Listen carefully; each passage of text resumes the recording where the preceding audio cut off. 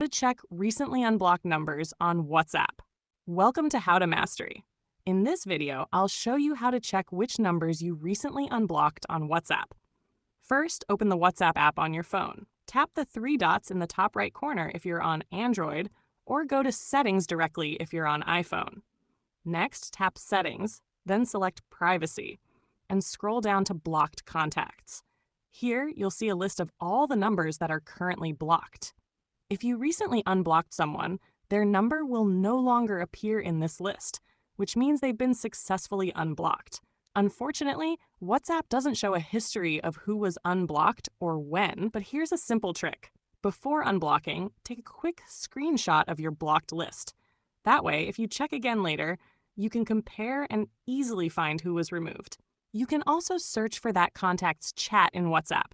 If you can now see their profile picture, last seen, or status updates, that confirms the number was recently unblocked.